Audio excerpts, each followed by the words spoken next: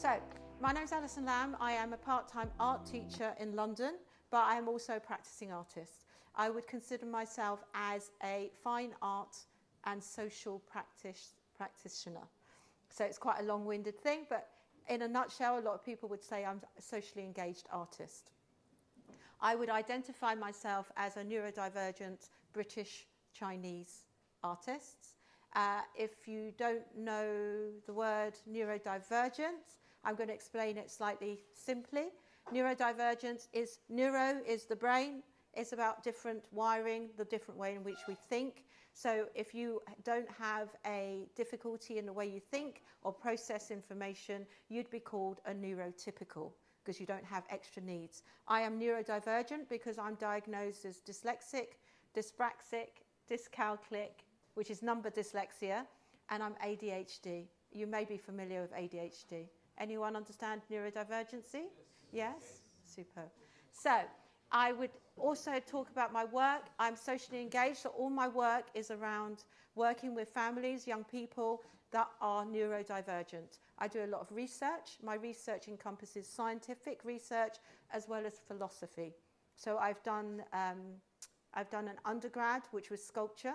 I then trained to become a teacher. I worked in advertising for years, and then I retrained when my arts practice got bigger.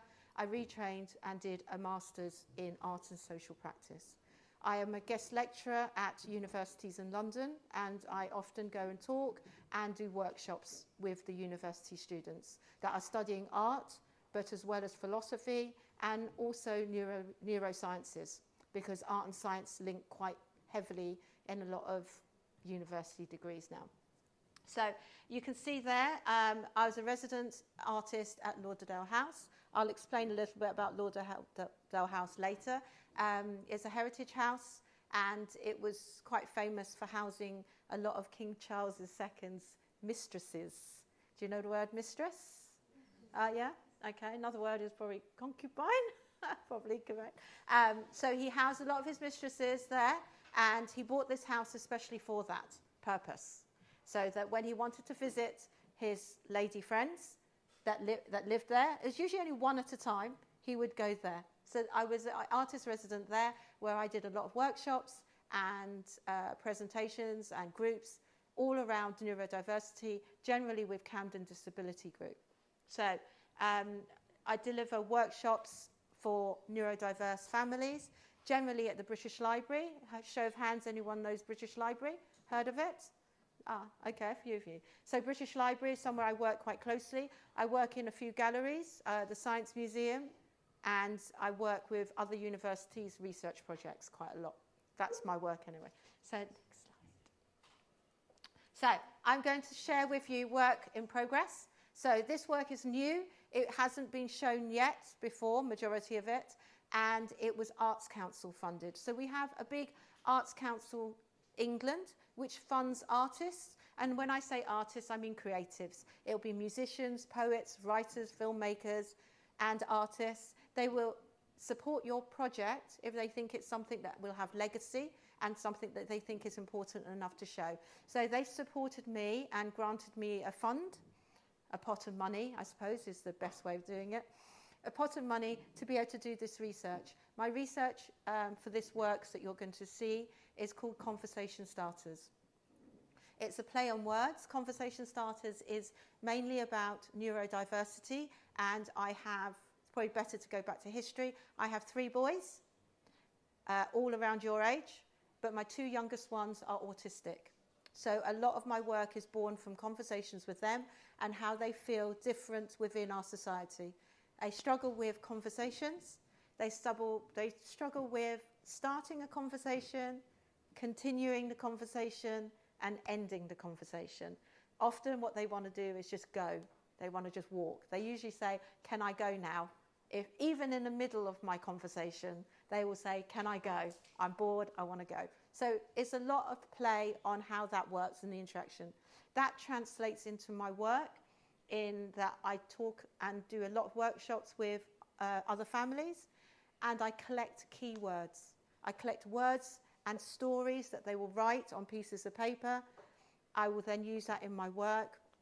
I call them like secret stories and secret words because it's how you feel about your neurodiversity. So my boys will say some things that are like, they feel a bit rubbish, they feel discarded, they feel ostracized. So these are quite big words. Discarded means thrown away. Ostracized meaning not part of our society and kept outside of your normal, what we know as normal society. They don't feel included. So it doesn't feel like they're included. It doesn't feel like it's inclusive. So a lot of their work is around this, or my work is. And this is a new work that I was funded for. So it's got, the one on the left is actually lots and lots of dipped, broken, these are dead actually. I collected dead plants. So I like to collect dead things. I like to collect broken objects. And I then use them with my keywords. I'll use them to create sculptures that try and make the viewer look again. So the work that I've done on the left-hand side, I've started working with a lot of Southeast Asian communities because I found that a lot of, well, especially with my family, especially my parents that are older generation, they don't like to discuss any neurodiversity. It's kind of seen as a no-no. They don't like to admit that my boys are autistic or they have any learning difficulties. So it's kind of a taboo, if you know the word taboo. So it's kind of that. They don't like to discuss it. So I've used the scroll because it's akin to my culture. And I've used the scroll, the wax. You can see there's some burnt text. What I've done is taken calligraphy paper and I've translated all the workshops and keywords that I've done. I've translated them into Chinese calligraphy text. And I've written them, not very well. My written Chinese is pretty poor these days.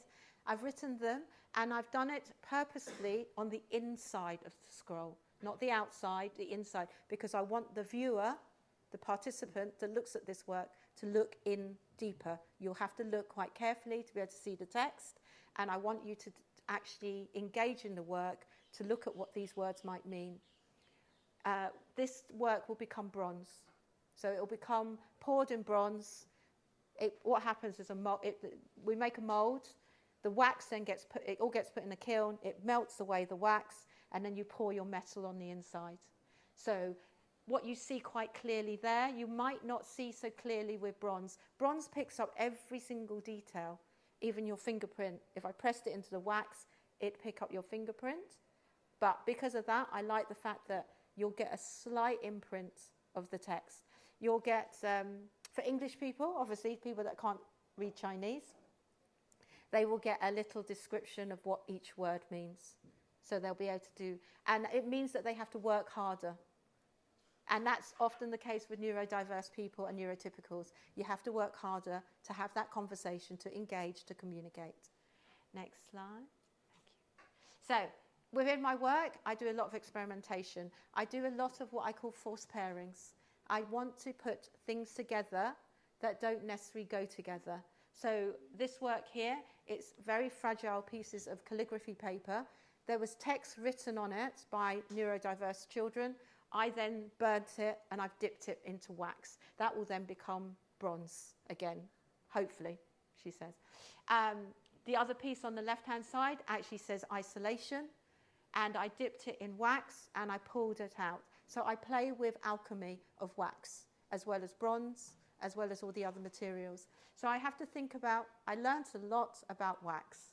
I learned a lot about the different types of wax. There's beeswax, there's paraffin wax, there's soy wax.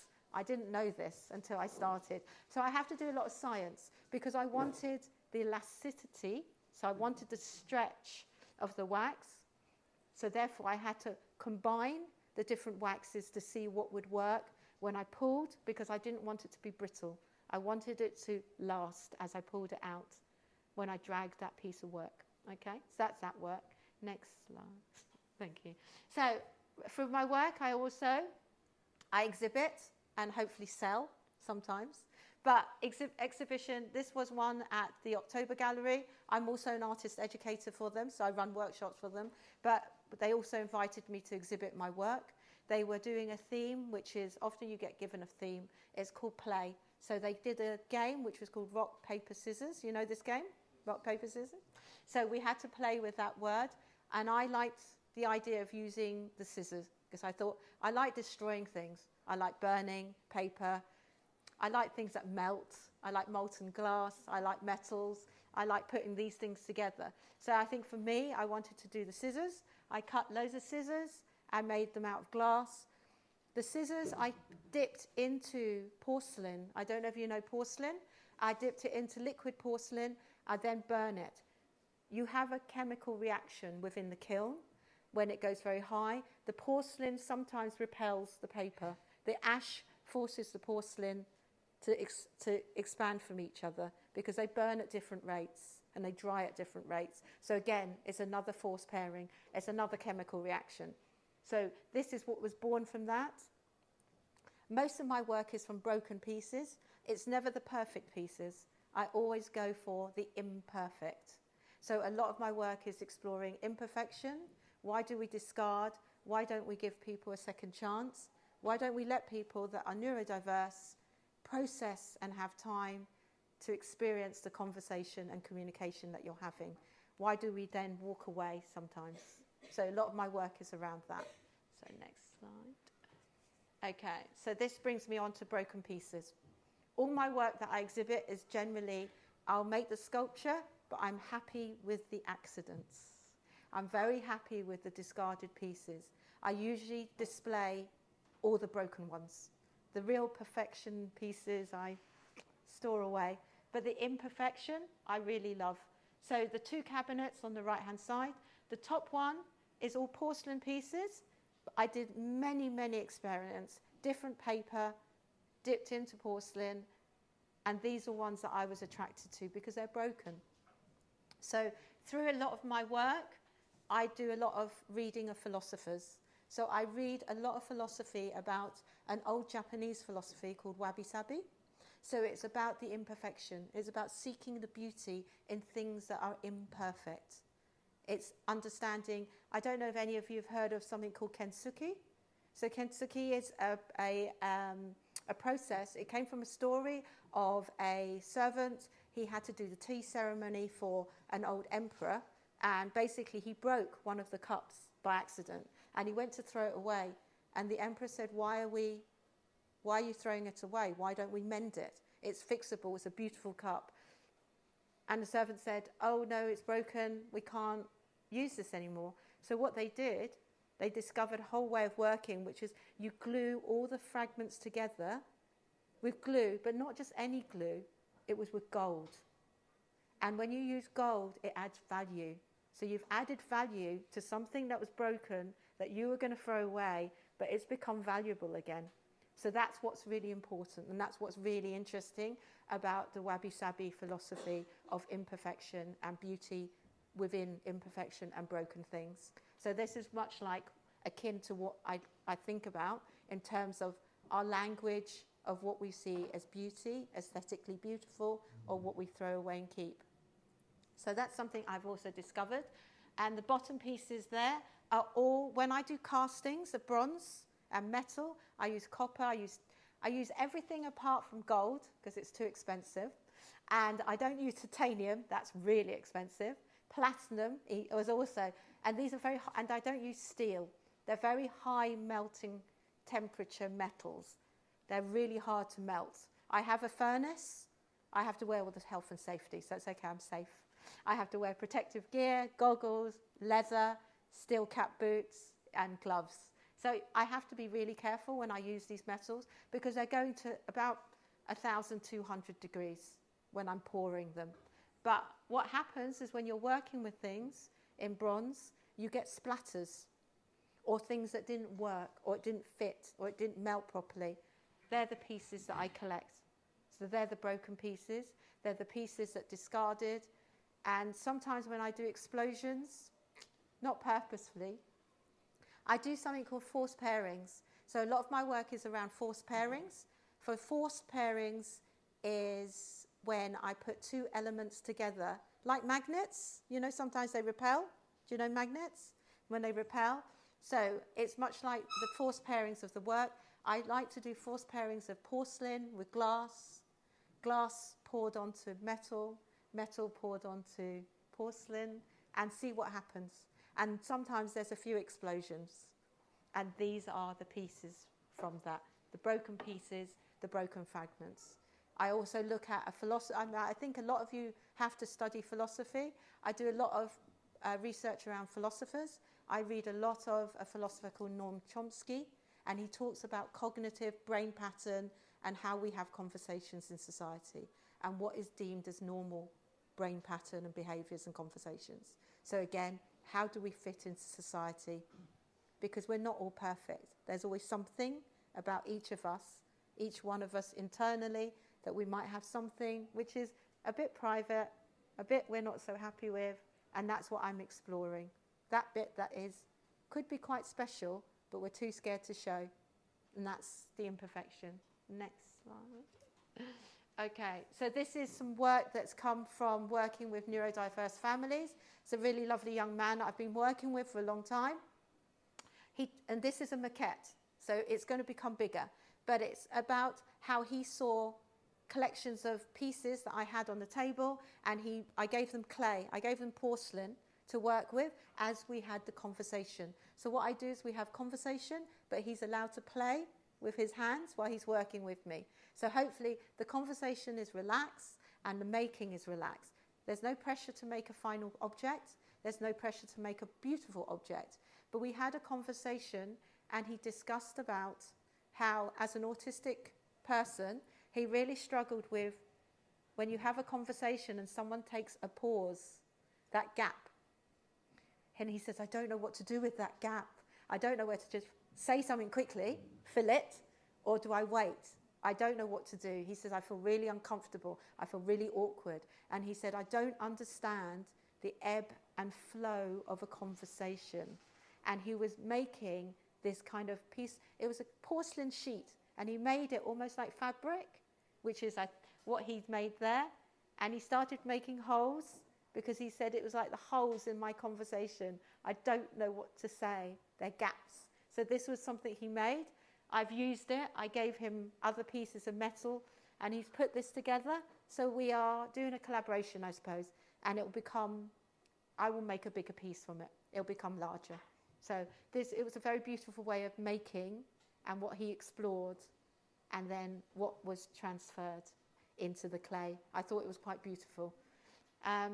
Next slide. Thank you. Through work I've made, I then made other pieces of work. These are much bigger. These are the broken pieces. This is a big piece of sculpture that I made, which is black porcelain. It's a very beautiful quality black porcelain. I like the idea of black because it's like nothingness. It's like, for me, it contains nothingness or represents nothingness or blank.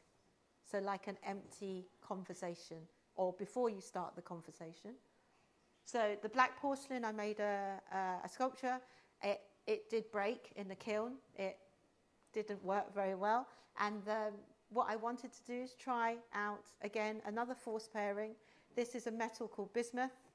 The bismuth I poured onto the porcelain pieces. I also then used other metals and poured onto other parts of this sculpture that broke. And this was the only piece that survived-ish, sort of.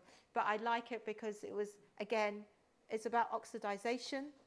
It's about understanding when you can pour the metal. If you pour too quickly, it stays silver. If you pour slower, as the air oxidizes and touches the metal, those of you that are good at physics and chemistry, it will change color. And I got a very beautiful purple and blues. Hence, I showed you this piece. Next slide. So this is a conversation piece. So it's about conversation. It's a collection of lots of things that a lot of neurodiverse people chose objects and had conversations around. I then make the boxes and put them in. When they choose something, on the back of these boxes, there's the word that actually links to the piece. This piece started off quite small. It was in a show in Vienna. I've been very privileged that collectors wanted to buy it, and they've asked for it to be bigger. So far it's quite small, about that big.